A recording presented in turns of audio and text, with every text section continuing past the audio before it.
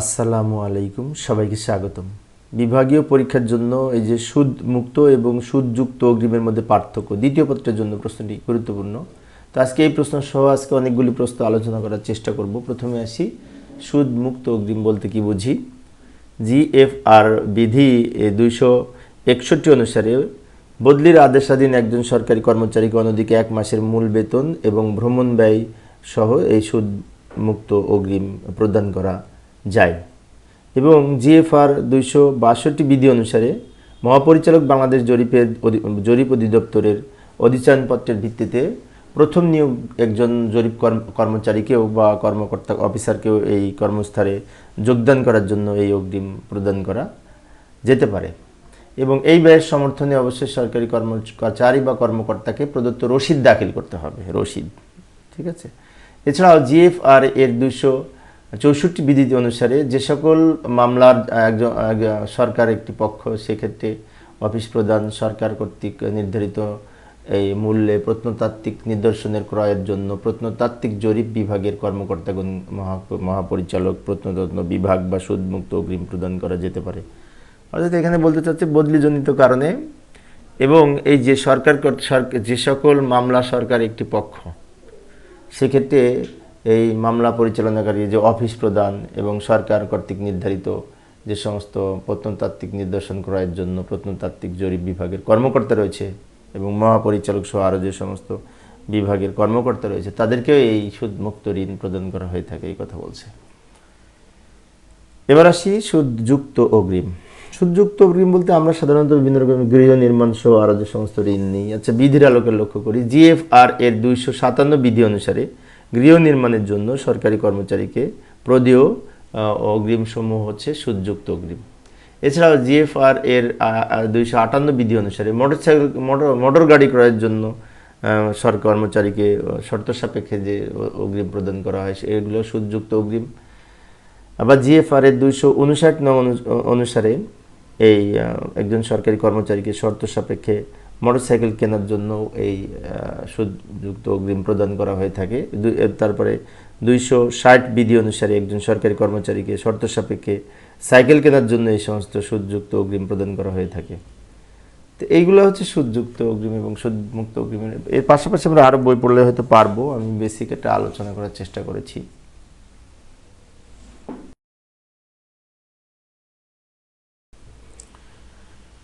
তো এবার আরও একটি গুরুত্বপূর্ণ প্রশ্ন পার্থক্য সংক্রান্ত, সেটা হচ্ছে যে ক্ষতিপূরণ ভাতা, বিশেষ বেতন এবং ব্যক্তিগত বেতন। শিক্ষা ক্যাডারে 2018 সালে প্রশ্নটি এসেছিল দ্বিতীয় অর্ধবার্ষিক পরীক্ষায়, সেকেন্ড পার্টে বিশেষ করে। এবার প্রথমে আসি ক্ষতিপূরণ ভাতা। ক্ষতিপূরণ ভাতা হচ্ছে কম্পেনসেশন অ্যালাউন্স। বিএসআর পার্ট 1 এর বিধি 5-13তে বলা হয়েছে কোনো সরকারি কর্মচারীকে বিশেষ অবস্থায় দায়িত্ব পালনের জন্য এই প্রয়োজনীয় ব্যক্তিগত খরচ নির্বাহের নিমিত্তে এই মঞ্জুরিকৃত ভাতাকেই ক্ষতিপূরণ ভাতা বলে। অর্থাৎ সরকার যদি কোনো কর্মচারীকে বিশেষ দায়িত্ব দেয়, সেই দায়িত্ব পালনের জন্য কর্মচারীর কিছু ব্যক্তিগত খরচ হয়, সেই খরচগুলির জন্যই বিশেষ করে এই ক্ষতিপূরণ ভাতা প্রদান করা হয়, বা যে ভাতা প্রদান করা হয় তাকে ক্ষতিপূরণ ভাতা বলে। ভ্রমণ ভাতা এবং সরকারি চিকিৎসককে প্রাইভেট প্র্যাকটিসের সুযোগ গ্রহণ না করার জন্য ও বিশেষ করে মঞ্জুরিকৃত ভাতাও কিন্তু এর অন্তর্ভুক্ত হবে। এছাড়াও ক্ষতিপূরণ ভাতা সামগ্রিকভাবে প্রাপকের আয়ের উৎসরূপে বিবেচিত না হওয়ায় এই বিশেষ করে এটি না হওয়ার পূর্বে এটি মঞ্জুর করা হয়, এটি বলেছে ফিনান্সিয়াল রুলসের বিধি 37-5 বলেছে। এছাড়া আরও লিখতে পারি, যখন কোনো সরকারি কর্মচারীর দায়িত্ব পালনের ব্যক্তিগতভাবে অতিরিক্ত খরচের প্রয়োজন হয় তখনই এই ক্ষতিপূরণ ভাতা দেওয়া হয়। তো এটা হচ্ছে ক্ষতিপূরণ ভাতা, তাই না? এবার আসি বিশেষ বেতন। বিশেষ বেতন হচ্ছে বিএসআর এর পার্ট 1 এর বিধি 5-48 অনুযায়ী, বিধি 5 উপবিধি 48 অনুযায়ী বলা হয়েছে বিশেষ বেতন বলতে নিম্ন বর্ণিত বিষয়াদি বিবেচনার কোনো পদের বা সরকারি কর্মচারীর মোট বেতনের অতিরিক্ত প্রকৃতির বেতনকে বোঝানো হয়েছে। যেমন লক্ষ্য করি, বিশেষভাবে দুরূহ প্রকৃতির কাজের জন্য দেয়া হয় বিশেষ বেতন, অতিরিক্ত দায়িত্ব কর্তব্য পালনের জন্য, কিংবা যে অঞ্চলে কর্মরত ওই অঞ্চলের অস্বাস্থ্যকর পরিবেশের জন্য, বিশেষ দুরূহ প্রকৃতির দায়িত্ব পালন এবং অতিরিক্ত কর্তব্য বা যে কোনো অঞ্চলের কার্য সম্পাদনের জন্য বা যে অঞ্চলে অস্বাস্থ্যকর অবস্থার কথা বিবেচনা করে সরকারি কর্মচারীদের অনুকূলে অতিরিক্ত যে বেতন প্রদান করা হয় তাকে বিশেষ বেতন বলা হয়। এটা বলেছে বাংলাদেশ ফাইন্যান্সিয়াল রুলসের 9-25 বিধিতে। ঠিক আছে, আরও বলা হয়েছে, লক্ষ্য করি ব্যক্তিগত বেতন সম্পর্কে কি বলেছে এখানে। ব্যক্তিগত বেতন হচ্ছে বাংলাদেশ সার্ভিস রুলস, অর্থাৎ বিএসআর এর পার্ট 1 বিধি 5 উপবিধি 43-এ বলা হয়েছে ব্যক্তিগত বেতন বলতে একজন সরকারি কর্মচারীর মঞ্জুরিকৃত অতিরিক্ত বেতন বোঝায়।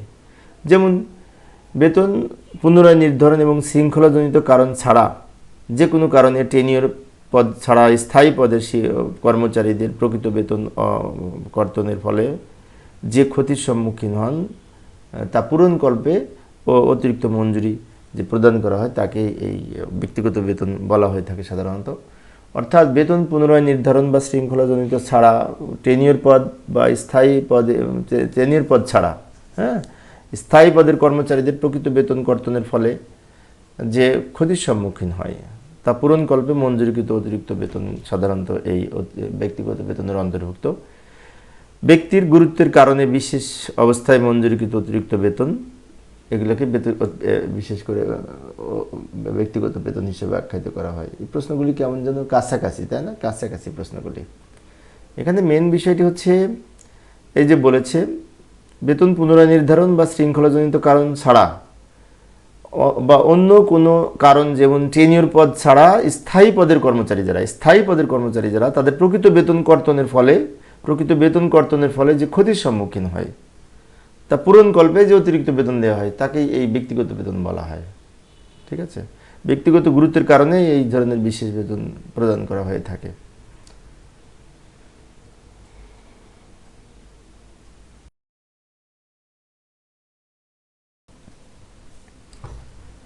এবার পরের প্রশ্নটি হচ্ছে সরকারি কর্মচারী এবং বেসরকারি কর্মচারী বলতে কি বোঝায়, তাই না? বা এদের মধ্যে মূলত পার্থক্য কি সেটা আলোচনা করব। প্রথমে আসি সরকারি কর্মচারী।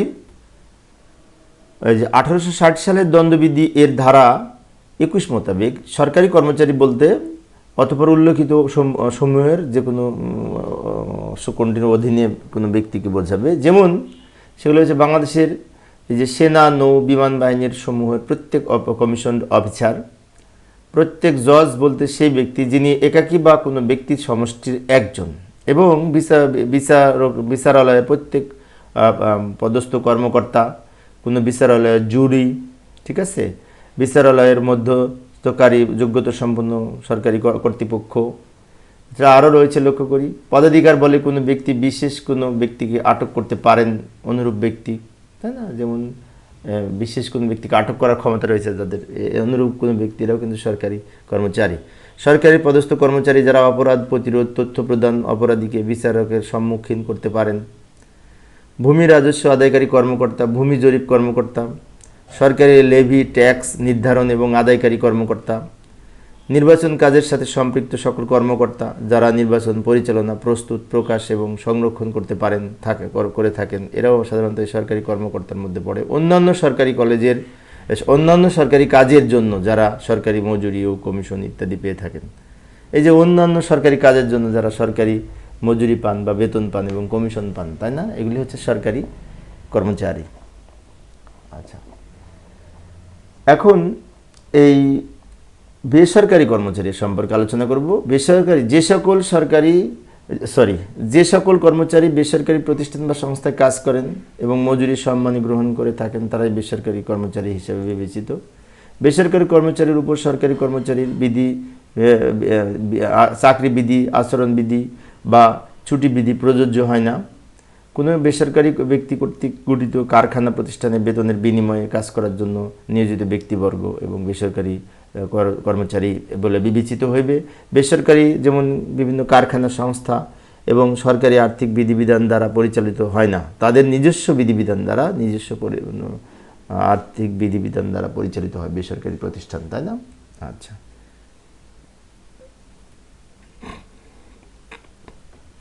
তো এইভাবে আলোচনা করতে পারি বেসরকারি, সরকারি। বিশেষ করে বই পড়লে আমরা আরও বিস্তারিত লিখতে পারবো। আমি বেসিকটা আলোচনা করেছি এইখানে।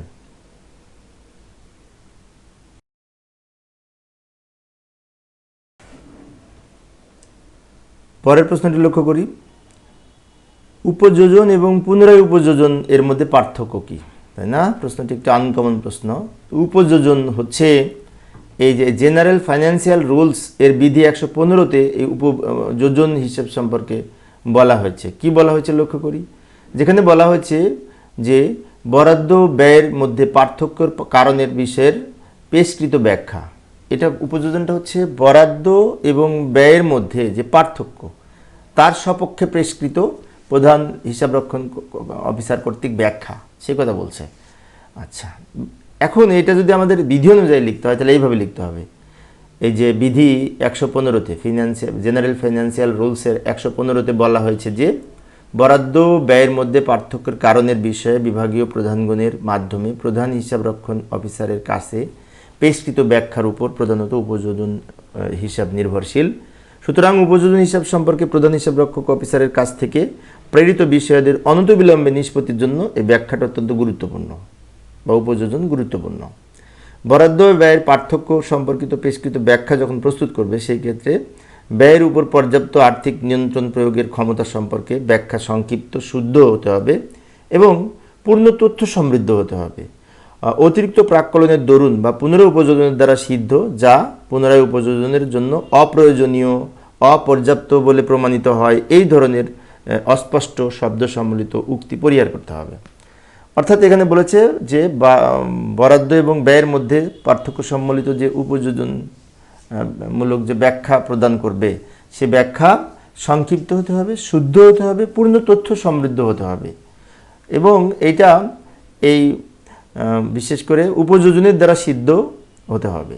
উপযোজন অপ্রয়োজনীয়, অপর্যাপ্ত তথ্য প্রমাণিত হয়, এই ধরনের বা অস্পষ্ট শব্দসমূহ পরিহার করতে হবে, সে কথা বলেছে।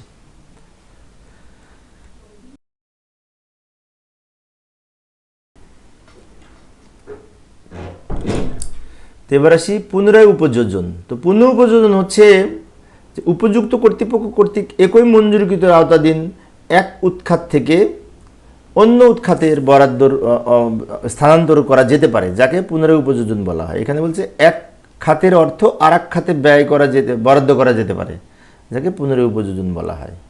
ঠিক আছে, এরূপ বরাদ্দের স্থানান্তর মোট বরাদ্দের কোনো পরিবর্তন হয় না। অর্থাৎ একটা প্রতিষ্ঠানে যে মোট বরাদ্দ হয় সেই মোট বরাদ্দের পরিবর্তন হয় না, একটা প্রতিষ্ঠানের এক খাতের অর্থ আর এক খাতে স্থানান্তর করা, এই কথা বলছে।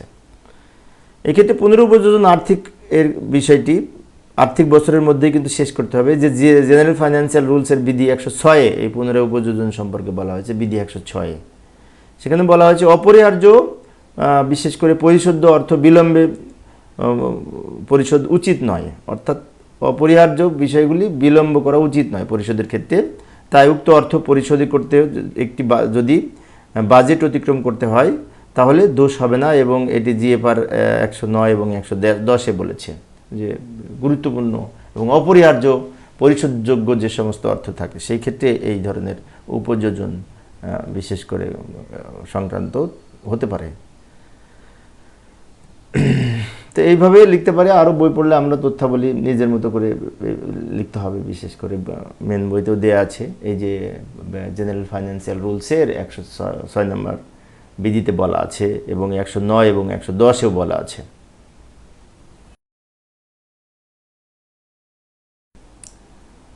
তো পরের প্রশ্নটি লক্ষ্য করি।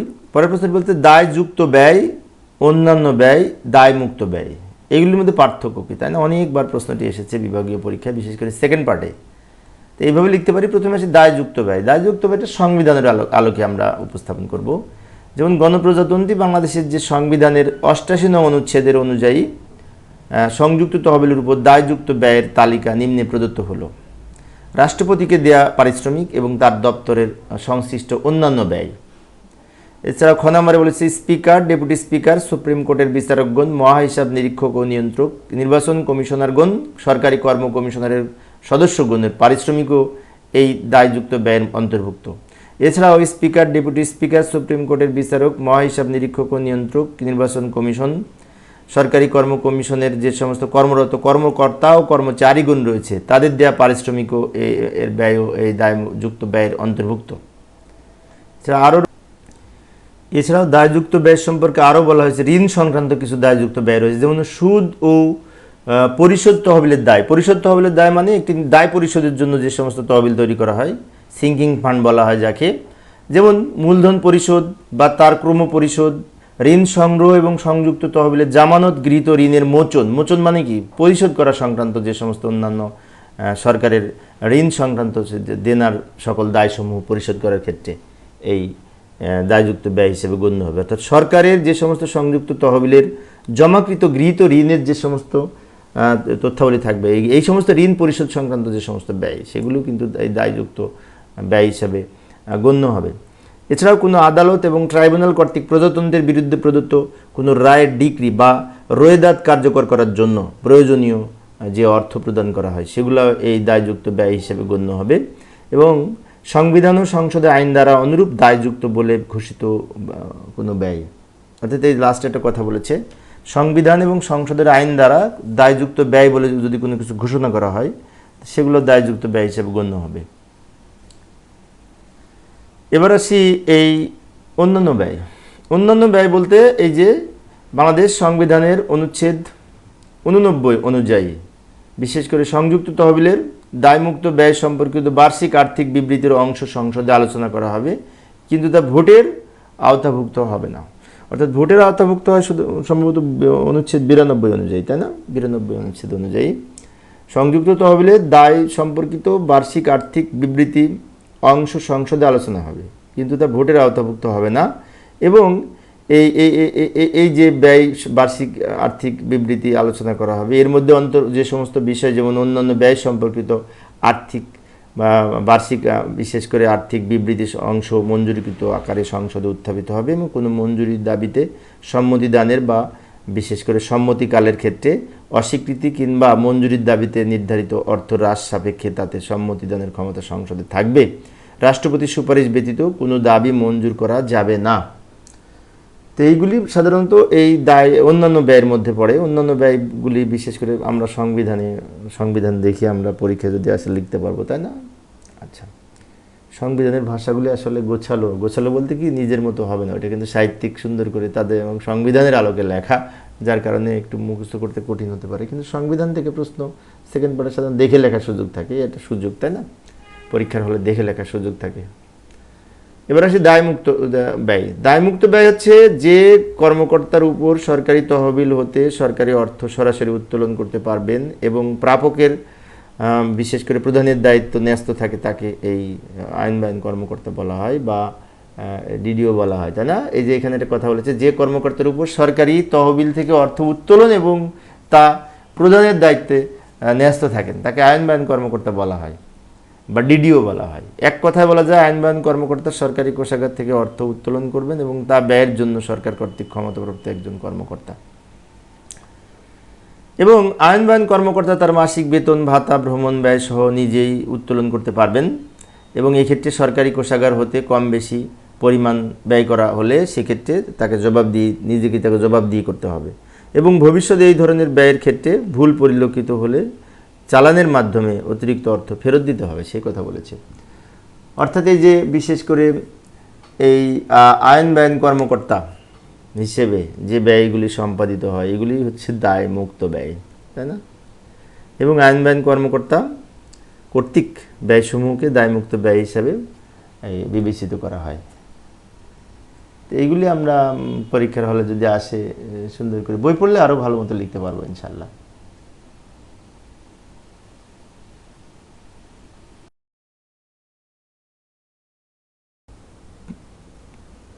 পরবর্তী প্রশ্নটি লক্ষ্য করি, অস্থায়ী পদ ও টেনিয়র পদের মধ্যে পার্থক্য লিখো। প্রশ্নটি প্রশাসনে একবার এসেছিল।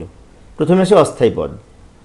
বাংলাদেশের অভ্যন্তরে প্রেষণ অনুমোদনযোগ্য নয় বা পদ নাই এমন কোনো দায়িত্বে সার্বক্ষণিক নিয়োজিত করার জন্য এই বিশেষ করে যে পদ সৃষ্টি করা হয় অস্থায়ীভাবে, তাকে বলা হয় অস্থায়ী পদ।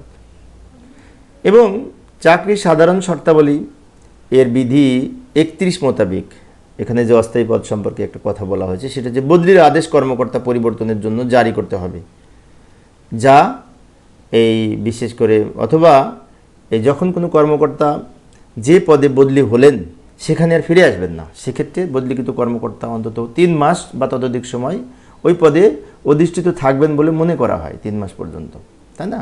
এবং এই ক্ষেত্রে অস্থায়ী পদ সৃষ্টি করে নিয়োগ আদেশ দিতে হবে, অস্থায়ী পদ সৃষ্টি করে, সে কথা বলছে।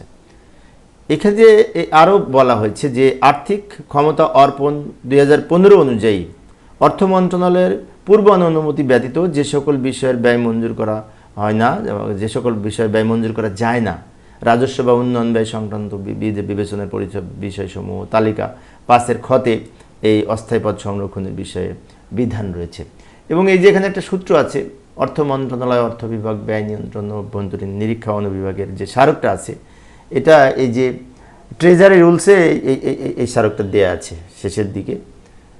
তো এই স্মারকটা উল্লেখ করতে হবে আমাদের। আমরা সেকেন্ড অনেকে মনে করতে পারি স্মারকের এত কিছু কেমনে লিখবো, মুখস্থ কেমনে করবো, তাই না? মুখস্থ করার দরকার নাই তো, এটা তো বই দেখে লিখতে হয় সেকেন্ড পার্টে, তাই না? এবার আসি টেনিউর পদ বা ধারণকাল পদ।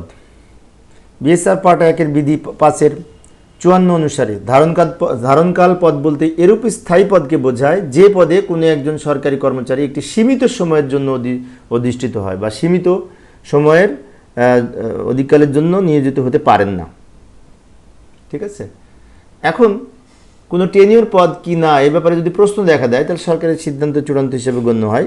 বিএসআর পার্ট 1-এর বিধি 20 অনুযায়ী আরও বলা হয়েছে, কোনো সরকারি কর্মচারী স্থায়ী পদের পূর্ব লিয়েন সত্ত্বে স্থগিত করা হয় এই টেনিউর পদের ক্ষেত্রে। যেমন কোন কোন ক্ষেত্রে স্থগিত করা হয়?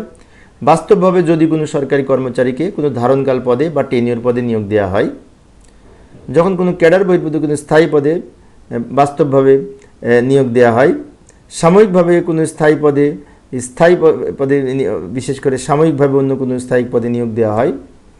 এবং এখানে আরও বলা হচ্ছে, একজন সরকারি কর্মচারীর স্থানীয় পদের পূর্বশর্ত নিম্নোক্তভাবেও কিন্তু এই পূর্বশর্ত মানে হচ্ছে লিয়েন স্থগিত করা হয়। কোন কোন ক্ষেত্রে লক্ষ্য করি, এখানে বলা হচ্ছে বাংলাদেশের বাইরে প্রেষণে নিয়োগ করা হলে, বৈদেশিক চাকরিতে ফরেন সার্ভিসে বদলি করা হলে এবং উপরোক্ত ক অনুচ্ছেদের বর্ণিত বিষয় ছাড়া কোনো ক্যাডারের অস্থায়ী পদে বদলি করা হলে, 3 বছরের অধিককাল অনুপস্থিত থাকার সম্ভাবনা থাকলে এবং একজন সরকারি কর্মচারীর স্থগিতকৃত পূর্বশর্ত ক অনুযায়ী কোনো ধারণকাল পদ বা ধারণকাল পরে টেনিউর পদ থেকে ফেরত আসলে, ক্যাডার বহির্ভূত কোনো পদ থেকে ফেরত আসলে, সাময়িকভাবে নিয়োগকৃত কোনো পদ হতে ফেরত আসলেও তা পুনরুজ্জীবিত হয়। বলছে কি যে এই ধারণকাল পদ যখন স্থগিত থাকে, পরবর্তীতে তিনি যখন ফেরত আসবে তখন আবার তার বিশেষ করে লিয়েন পুনরুজ্জীবিত হবে, সেই কথা বলছে।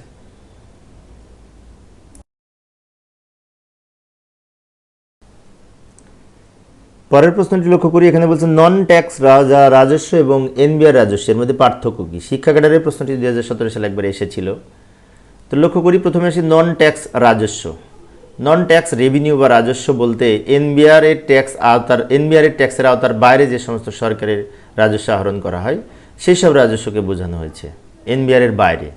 যেমন এই যে গাড়ির লাইসেন্স ফি, তারপর হচ্ছে গাড়ির ফিটনেস হতে আয়, তারপরে আদালতের ডিক্রির মাধ্যমে আয়, তারপর ভূমি রেজিস্ট্রেশন এবং ভূমি উন্নয়ন করের মাধ্যমে যে সমস্ত আয় হয়, বিভিন্ন জরিমানা হতে আয়, রাষ্ট্রের বিভিন্ন সম্পত্তি বিক্রি হতে আয়, নিলাম এবং ইজারা হতে যে সমস্ত আয় হয়, এই সমস্ত রাজস্ব সরকারের বিভিন্ন মন্ত্রণালয়, সংস্থা, কর্পোরেশন, কোম্পানি, অধিদপ্তর, পরিদপ্তর, বিভাগীয়, জেলা, উপজেলার অফিসের মাধ্যমে আহরণ করা হয়। সেজন্যকে এইগুলি যেহেতু এনবিআর এর মাধ্যমে আহরণ করা হয় না, তাই এগুলোকে নন ট্যাক্স রেভিনিউ বলে বা নন ট্যাক্স রাজস্ব বলে। এবার আসি এনবিআর রাজস্ব কোনগুলি। এনবিআর রাজস্ব সাধারণত 3 ভাগে ভাগ করা হয়, যথাক্রমে এই শুল্ক ও আবগারি, আয়কর এবং মূল্য সংযোজন কর বা ভ্যাট, এই 3টা, তাই না? শুল্ক ও আবগারি, তারপর হচ্ছে কি যে কেউ আবগারি বলে, কেউ আবগারি বলে, তাই না? তো যাই হোক, এই আয়কর এবং মূল্য সংযোজন কর। এখন প্রথমে আসি শুল্ক ও আবগারি কাকে বলে। শুল্ক সাধারণত আমদানি বাণিজ্যের ক্ষেত্রে ধার্য করা হয়ে থাকে এবং রপ্তানি বাণিজ্যের ক্ষেত্রেও কিছু কিছু ক্ষেত্রে শুল্ক ধার্য করার বিধান রয়েছে। তবে রপ্তানির ক্ষেত্রে শুল্ক কম ধরা হচ্ছে বর্তমানে, রপ্তানিতে উৎসাহিত করার জন্য, এই যে বলে দিলাম লাস্টে। তবেও রপ্তানিতে উৎসাহিত করার জন্য রপ্তানির উপর শুল্ক আরোপ করা হয় না। বাংলাদেশের পূর্বে মোট শুল্কের সিংহভাগে আসতো এই বিশেষ করে এই শুল্ক আয় থেকে, তাই না? কিন্তু এই যে বিশ্ব বাণিজ্যের অবাধ প্রভাবের কারণে বিশেষ করে দেশেই বাণিজ্য শুল্কের পরিমাণ হ্রাসের ক্ষেত্রে অনেকে বিশেষ করে দেশীয় যে সমস্ত বাণিজ্য এই ক্ষেত্রে শুল্ক হ্রাসের ব্যাপারে একমত হয়েছে। এক্ষেত্রে আর একটা বিষয় যে আয়কর কাকে বলে এবার, তাই না? এতক্ষণ শুল্ক আবগারি সম্পর্কে আলোচনা করলাম, এবার আয়কর। আয়কর হচ্ছে ইনকাম ট্যাক্স। আয়কর হলো একটি প্রত্যক্ষ কর বা ডিরেক্ট ট্যাক্স, যদিও এটি এই প্রোগ্রেসিভ হারে ব্যবহৃত হয়, মানে বিশেষ করে অর্থাৎ যাতে আয় বেশি হলে, যাদের আয় বেশি তাদের উচ্চ হারে আয়কর দিতে হয় এবং যাদের আয় কম, নিম্ন আয়, তাদের কম হারে বা আয়কর প্রদান করতে হয় না, এরকম বিষয়। আয়কর আমরা দিয়ে থাকি, তাই না? বিভিন্ন সময় আয়ের উপর কর দেওয়া হয়। পৃথিবীর সকল দেশে আয়করের ব্যবস্থা রয়েছে। বাংলাদেশের আয়করের ক্ষেত্রে এর পরিমাণ দিন দিন বৃদ্ধি পাচ্ছে, ফলে এখানে সরকারের রাজস্বের পরিমাণও বৃদ্ধি পাচ্ছে। আয়কর সম্পর্কে আরও আমরা এই বছরের যে সমস্ত আয়করের যে বিধির নিয়ম রয়েছে সেগুলোও এখানে উল্লেখ করতে পারি। ঠিক আছে, আয়কর নিয়ে আমরা নিজের মতো করে আরও লিখতে পারি। আমরা যে ইনকাম ট্যাক্স দিই সেই বিবরণ সম্বলিত কিছু তথ্য এখানে উপস্থাপন করতে পারি। আমি এখানে সংক্ষেপে আলোচনা করলাম। এবার আসি মূল্য সংযোজন কর বা ভ্যাট বা মূসক মূল্য সংযোজন কর। বাংলাদেশে 1991 সাল হতে মূল্য সংযোজন কর আরোপ করা হয়েছে। এই একটি পণ্য বা সেবা প্রক্রিয়াকরণের পর্যায়ে আরোপ করা হয়ে থাকে, অর্থাৎ যে প্রক্রিয়ায় যতটুকু মূল্য সংযোজন কর থাকে তার উপর ভিত্তি করে এই ভ্যাট প্রদান করা হয়ে থাকে। তবে বর্তমানে বিশ্বে একটি জনপ্রিয় ব্যবস্থা হিসেবে স্বীকৃত হয়েছে ভ্যাট, এবং এটি বিভিন্ন দেশে অনেক দেশে চালু হয়েছে, তাই না? বাংলাদেশে বর্তমানে ভ্যাট ক্রমবর্ধমান হারে এর রাজস্ব সংগ্রহ করা হচ্ছে, মানে পর্যায়ক্রমে ভ্যাট থেকে আয়ের পরিমাণ বাড়তেছে, এবং ভ্যাট বিভিন্ন পণ্যের উপর তাদের নির্ধারিত হারে ভ্যাট ধার্য করা হয়ে থাকে। ভ্যাট হচ্ছে এই এনবিআর রাজস্বের একটি গুরুত্বপূর্ণ উৎস, তাই না? তো এইগুলি আমরা লিখতে পারি।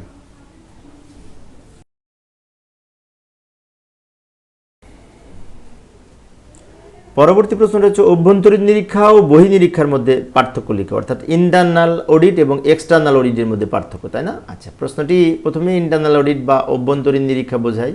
অভ্যন্তরীণ নিরীক্ষা বলতে বিভাগ এবং স্বায়ত্তশাসিত প্রতিষ্ঠান তাদের নিজস্ব নিরীক্ষক দ্বারা নিজস্ব অফিসের আয় ব্যয় এই হিসাব নিরীক্ষা করে থাকে, তাই না? নিজস্ব অফিসে নিজস্ব তত্ত্বাবধানে অভ্যন্তরীণভাবে এই ধরনের নিরীক্ষাকে অভ্যন্তরীণ অডিট বা ইন্টারনাল অডিট বলে। অভ্যন্তরীণ নিরীক্ষার মাধ্যমে আর্থিক বিভিন্ন বিষয়াদি বা আর্থিক তথ্যাবলী সংক্রান্ত বিভিন্ন বিষয় ভুল ত্রুটি থাকলে তা নিবারণ করা সম্ভব, এবং সংশ্লিষ্ট প্রতিষ্ঠানের অভ্যন্তরীণ অডিট কমিটি বিশেষ করে অভ্যন্তরীণ অডিট কাজ সম্পন্ন করে থাকে। তো এখানে আমাদের আরও লেখার সুযোগ রয়েছে, যদি আমরা নিজেদের মতো করে লিখতে পারি। আমি বেসিকটা আলোচনা করেছি, এই প্রশ্নটা সহজ। এবার আসি বাহ্যিক অডিট।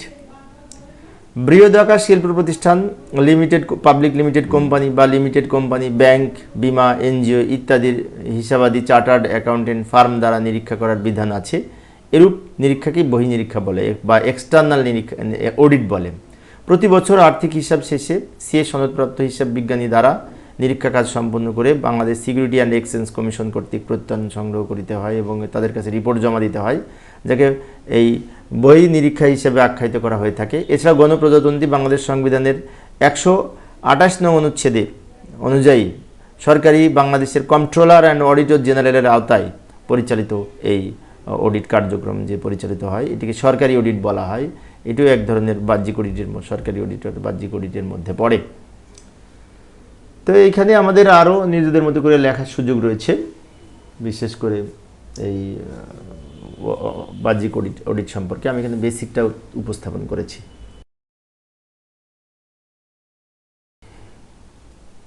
পরের প্রশ্নটি লক্ষ্য করি, আবর্তক ব্যয় ও অনাবর্তক ব্যয়ের মধ্যে পার্থক্য লিখো। প্রশ্নটি বেশ কয়েকবার আসছে কিন্তু পরীক্ষায় বিভিন্ন সালে, তাই না, বিগত বছরে। আচ্ছা, প্রথমে আসি আবর্তক ব্যয়। এই জেনারেল ফাইন্যান্সিয়াল রুলস এর জেএফআর এর বিধি 2 এর উপবিধি 21-এ, আচ্ছা 2-এ কিন্তু এই যে জেএফআর এর 2-তে কিন্তু সব সংজ্ঞা দেওয়া আছে। তো 21 নম্বরে বলা আছে এই সংজ্ঞা, আবর্তক ব্যয়ের সংজ্ঞা। সেখানে বলা হচ্ছে অনাবর্তক ব্যয় ব্যতীত অন্যান্য সকল ব্যয়কে আবর্তক ব্যয় বলে, তাই না? এখানের চেয়ে আরও সুন্দর আরও সহজ ভাষায় এখানে নিচে একটি সংজ্ঞা উপস্থাপন করলাম, লক্ষ্য করি। যদি উপরেটাও লিখতে হবে কারণ বিধির আলোকে, তো সেই জন্য। অর্থাৎ আবর্তক ব্যয়ের সমার্থক শব্দ চলমান বা চলতি ব্যয়। যে সকল ব্যয়ের প্রভাবে সাধারণত একটি হিসাবকালের মধ্যে ব্যাপৃত থাকে সেই ব্যয়ের সাধারণত 1 বছরের মধ্যেই এই ব্যয়ের কার্যকারিতা থাকে, তাকে আবর্তক ব্যয় বলে। অর্থাৎ আবর্তক ব্যয় মানে একটা নির্দিষ্ট বছরের মধ্যে চলতি যে সমস্ত ব্যয় হয়, পরিচালন ব্যয়, পরিচালন ব্যয় বারবার হয়, প্রতি বছরে একটা বছরের মধ্যে সীমাবদ্ধ থাকবে, এটা হচ্ছে আবর্তক ব্যয়। সাধারণভাবে বলা যায় চলতি কার্যে ব্যবসা পরিচালনার ক্ষেত্রে এই ব্যয় প্রতিষ্ঠান বহন করে, তাই একে আবর্তক ব্যয় বলা হয়, তাই না? উদাহরণস্বরূপ বলা যায় যেমন পরিবহন ও যাতায়াত ব্যয়, ব্যাংক ঋণের উপর যে সমস্ত মূলধনের উপর যে সমস্ত বার্ষিক সুদ বা ডেপ্রিসিয়েশন, এখানে ডিপ্রিসিয়েশন লিখছে কিন্তু ডেপ্রিসিয়েশন বা অবচয়, মেরামত ব্যয়, বিদ্যুৎ ও পানির বিল বাবদ, বিজ্ঞাপন, বিভিন্ন চলতি বছরের বেতন বাবদ, এই সহজ যে সমস্ত ব্যয়গুলি হয় এগুলি হচ্ছে আবর্তক ব্যয়, তাই না? এবার আসি অনাবর্তক ব্যয়। জেনারেল ফাইন্যান্সিয়াল রুলসের জেএফআর এর বিধি 2 এর উপবিধি 14তে এই অনাবর্তক ব্যয় সম্পর্কে বলা হয়েছে। অনাবর্তক ব্যয় হচ্ছে থোক থেকে কিস্তিতে পরিশোধযোগ্য যাই হোক, থোক থেকে বা কিস্তিতে পরিশোধযোগ্য যাই হোক না কেন, সাধারণত থোক থেকে হিসাবে মঞ্জুরিকৃত অর্থকে অনাবর্তক ব্যয় বোঝায়। অর্থাৎ অনাবর্তক ব্যয় বলতে থোক থেকে, থোক হিসাবে বরাদ্দকৃত মঞ্জুরিকৃত ব্যয়কে বোঝায়, ঠিক আছে? এবং এই ক্ষেত্রে থোক থেকে হতে পারে, কিস্তিতে হতে পারে, কিন্তু থোক বরাদ্দকেই বোঝায় সাধারণত। উন্নয়নমূলক কর্মকাণ্ড সংক্রান্ত বিভিন্ন স্থায়ী ব্যয় অনাবর্তক ব্যয় হিসেবে বিবেচিত হয়। উদাহরণস্বরূপ বলা যেতে পারে যে সরকারি অফিসের আসবাবপত্র ক্রয়, বিভিন্ন যন্ত্রপাতি ক্রয়, সরকারি সরঞ্জামাদি ক্রয়, স্থায়ী সম্পত্তি প্রভৃতি সংক্রান্ত ব্যয় এবং স্থায়ী উন্নয়ন সংক্রান্ত ব্যয় এই অনাবর্তক ব্যয়ের মধ্যে পড়ে। অনাবর্তক ব্যয়টা একবারে দিয়ে দেয়, তাই না, থোক হিসেবে। তো এই ক্ষেত্রে আমি বেসিকটা আলোচনা করেছি, আরও নিজেদের মতো করে আমরা বই পড়ে কিন্তু লিখতে পারবো। পরবর্তী প্রশ্নটি অত্যন্ত গুরুত্বপূর্ণ, অনেকবার পরীক্ষায় এসেছে, যেমন দায়যুক্ত ব্যয় এবং ভোটে গৃহীত ব্যয়ের মধ্যে পার্থক্য লিখো। দায়যুক্ত ব্যয়টা সাধারণত এই যে 88 নং অনুচ্ছেদে, গণপ্রজাতন্ত্রী বাংলাদেশ সংবিধানের অনুচ্ছেদ 88 দায়যুক্ত তহবিলের উপর, এই সংযুক্ত তহবিলের উপর দায়যুক্ত ব্যয় সম্পর্কে বলা হয়েছে। এবং যে সকল ব্যয় রাষ্ট্রকে অবশ্যই পরিশোধ করতে হবে তাই দায়যুক্ত ব্যয় হিসেবে অভিহিত করা হয়, ঠিক আছে? এইখানে সংবিধানের অনুচ্ছেদ 88 নং অনুচ্ছেদ অনুযায়ী যে দায়যুক্ত ব্যয় সম্পর্কের বিধান রয়েছে সেগুলি এখানে উপস্থাপন করলাম। লক্ষ্য করি, রাষ্ট্রপতিকে দেয় পারিশ্রমিক এবং তার দপ্তর সংশ্লিষ্ট অন্যান্য ব্যয়, স্পিকার ও ডেপুটি স্পিকার, সুপ্রিম কোর্টের বিচারকগণ, মহাহিসাব রক্ষক, নিরীক্ষক ও নিয়ন্ত্রক, নির্বাচন কমিশনারগণ এবং সরকারি কর্ম কমিশনারগণকে সদস্যদের দেওয়া পারিশ্রমিক, অর্থাৎ এদেরকে দেয়া পারিশ্রমিক, এটাও কিন্তু এই বিশেষ করে দায়যুক্ত ব্যয় হিসেবে গণ্য হবে। এবং আরও বলা হয়েছে যে এই যে সংসদ, সুপ্রিম কোর্ট, মহাহিসাব নিরীক্ষক ও নিয়ন্ত্রকের দপ্তর, নির্বাচন কমিশন, সরকারি কর্ম কমিশনের কর্মচারীদের দেয় পারিশ্রমিক ও প্রশাসনিক ব্যয়, অর্থাৎ এই সমস্ত প্রতিষ্ঠানের বিশেষ করে যে কর্মচারী রয়েছে তাদের পারিশ্রমিকও কিন্তু দায়যুক্ত ব্যয় হিসেবে গণ্য হবে, পারিশ্রমিক এবং প্রশাসনিক ব্যয়। এছাড়াও সুদ ও পরিশোধ তহবিলের দায়, মূলধন পরিশোধ এবং তার ঋণ সংগ্রহ জন্য সংযুক্ত তহবিলের জামানতের যে সমস্ত ঋণ নেওয়া হয়, সেই সমস্ত ঋণ সংক্রান্ত যে সমস্ত ব্যয় হয়, সরকারের ব্যয় হয়, সেগুলোও কিন্তু দায়যুক্ত ব্যয় হিসেবে গণ্য। এবং কোনো আদালত বা ট্রাইব্যুনাল কর্তৃক প্রজাতন্ত্রের বিরুদ্ধে কোনো যদি রায় হয়, ডিক্রি বা রোয়েদাদ কার্যকর করার জন্য প্রয়োজনীয় যে সমস্ত অর্থ পরিমাণ, সেগুলিও কিন্তু দায়যুক্ত ব্যয় হিসেবে গণ্য। এবং এই লাস্টে একটা কথা বলা হয়েছে যে সংবিধান এবং সংসদের আইন দ্বারা অনুরূপ দায়যুক্ত ব্যয় হিসেবে ঘোষিত কোনো ব্যয়, অর্থাৎ সংবিধান এবং সংসদের আইন দ্বারা অনুরূপ কোনো দায়কে যদি ঘোষণা করা হয় যে এইটি দায়যুক্ত ব্যয়, তাহলে সেটাও কিন্তু দায়যুক্ত ব্যয় হিসেবে গণ্য হবে। তো এটা হচ্ছে দায়যুক্ত ব্যয়, তাই না? তো এবার আসি ভোটে গৃহীত ব্যয়। এই যে গণপ্রজাতন্ত্রী বাংলাদেশ সংবিধানের অনুচ্ছেদ 92তে ভোটে গৃহীত ব্যয় সম্পর্কে বলা হয়েছে। উক্ত অনুচ্ছেদ মোতাবেক যে সকল ব্যয় ভোটে গৃহীত হবে তা নিম্নরূপ। কোনগুলি ভোটে গৃহীত হবে সেই কথা বলেছে। এই যে কোনো মঞ্জুরির উপর ভোটদান সম্পর্কে এই সংবিধানের 89 নং অনুচ্ছেদে নির্ধারিত পদ্ধতি সম্পন্ন না হওয়া পর্যন্ত ওই ব্যয় সম্পর্কিত 90 নং অনুচ্ছেদের বিধানাবলী আইন অনুযায়ী গৃহীত না হওয়া পর্যন্ত এই যে অর্থ বছরের কোনো অংশের অনুমতি ব্যয়ের অগ্রিম মঞ্জুরি দানের ক্ষমতা সংসদের থাকবে। অর্থাৎ এখানে বলেছে যে অনুচ্ছেদ 89 নং অনুচ্ছেদ অনুযায়ী নির্ধারিত ব্যয় সম্পন্ন না হওয়া পর্যন্ত এবং 90 নং অনুচ্ছেদের আইন বিধানাবলী অনুযায়ী গৃহীত না হওয়া পর্যন্ত যে সমস্ত অর্থ অনুমতির প্রয়োজন হবে সেগুলি সংসদে সেগুলি ভোটদানের ক্ষমতা থাকবে, সেই কথা বলছে। এবং কোনো কার্যের বিলাসিতা বা অনির্দিষ্ট বৈশিষ্ট্যের জন্য বার্ষিক আর্থিক বিবৃতিতে সাধারণত প্রদত্ত বিস্তারিত বৃত্তান্তের সাথে অনুরূপ কার্য সম্পাদনকারী বা ব্যয় দাবি যে সমস্ত নির্ধারিত বিষয় সম্ভব না হবে, প্রজাতন্ত্রের সম্পদ থেকে অনুরূপ প্রত্যাশিত ব্যয় নির্বাহের জন্য বিশেষ করে মঞ্জুরি দানের জন্য ক্ষমতা সংসদে থাকবে। এখানে বলেছে যে ওই যে 92 নং অনুচ্ছেদে ভোটদানের মাধ্যমে বিশেষ করে আর বার্ষিক আর্থিক বিবৃতিতে সাধারণত বিস্তারিত বৃত্তান্তের কারণে যে সমস্ত ব্যয় দাবি থাকবে সেগুলি বিশেষ করে ভোটদানের মাধ্যমে সংসদের এই ক্ষমতাটা থাকবে, ভোটের মাধ্যমে বিশেষ করে নির্ধারণ করার। ঠিক আছে, এক কথা বলা যায় যে ভোটের মাধ্যমে যে সমস্ত ব্যয়গুলো নির্ধারণ হয়, তাই না, সংসদে, সেটা হচ্ছে ভোটে গৃহীত ব্যয়। এবার আরও গ নম্বরে বলেছে যে কোনো অর্থ বছরের চলতি ব্যয়ের অংশ নয় এরূপ ব্যতিক্রমী মঞ্জুরি দানের ক্ষমতা সংসদে থাকবে। এই উদ্দেশ্যে অনুরূপ মঞ্জুরি দান করা হয়েছে তা সাধনকল্পে সংযুক্ত তহবিলের আইনের দ্বারা প্রত্যাবর্তন বা প্রত্যাহারের কর্তৃত্ব প্রদানের ক্ষমতা সংসদের থাকবে, তাই না। সংসদ তো সব কিছুর উৎস, তাই না। সংসদ হচ্ছে বিশেষ করে এই প্রাণকেন্দ্র, আইন বিধি এবং বিভিন্ন বিষয় অনুমোদনের প্রাণকেন্দ্র সংসদ। আচ্ছা, এখানে আরও বলা হয়েছে 2 নম্বরে, বার্ষিক আর্থিক বিবৃতিতে উল্লেখিত কোনো ব্যয় সম্পর্কিত মঞ্জুরি দানের ক্ষেত্রে অনুরূপ ব্যয় নির্বাহের উদ্দেশ্য সংযুক্ত তহবিল থেকে অর্থ নির্দিষ্টকরণের কর্তৃত্ব প্রদানের জন্য প্রণীতব্য আইনের বিধানে যে 89-90 অনুচ্ছেদের বিধানাবলী যেরূপ সক্রিয় হবে, বর্তমানে অনুচ্ছেদের বিশেষ করে 1 দফায় অধীনে কোনো মঞ্জুরি দানের ক্ষেত্রে বিশেষ করে প্রণীতব্য আইনের ক্ষেত্রেও অনুচ্ছেদদ্বয় সমভাবে কার্যকর হবে। অর্থাৎ এখানে এই যে 89 নং 90 নং অনুচ্ছেদের বিষয় এবং এর পরিপ্রেক্ষিতে 92 নংয়ে ভোটদানের মাধ্যমে এই ভোটে ব্যয় গৃহীত হয়।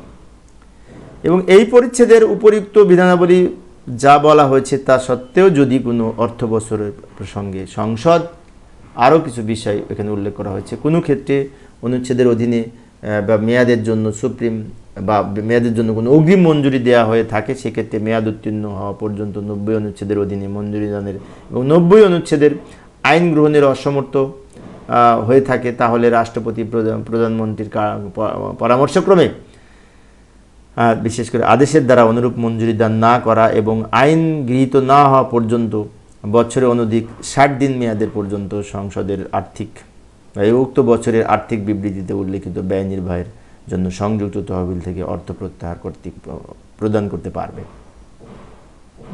এগুলো হচ্ছে বিশেষ করে আইনের সংবিধানের বিভিন্ন ভাষা, তাই অনেকের কাছে একটু কঠিন মনে হতে পারে, কিন্তু এই সেকেন্ড পার্টটা তো বই দেখে লিখতে হয়, এখানে একটু সুবিধা আছে, কিন্তু কোন জায়গায় বলা আছে সেটা তো আবার জানতে হবে, তাই না। এক কথায় ভোটে গৃহীত যে ব্যয়গুলি হয় সংসদে সেগুলি হচ্ছে এই ভোটে গৃহীত বিশেষ করে ব্যয়, তাই না। তো প্রিয় সুধীবৃন্দ, এই ছিল আজকের আলোচনা। তো পরবর্তীতে আরও যে পার্থক্যগুলি রয়েছে সেগুলি আলোচনা করার মাধ্যমে আমি 3টা ক্লাসের মাধ্যমে ইনশাআল্লাহ পার্থক্যগুলি সব শেষ করার চেষ্টা করব। পরিশেষে সবাই ভালো থাকবে এবং সুস্থ থাকবে এই কামনায় খোদা হাফেজ।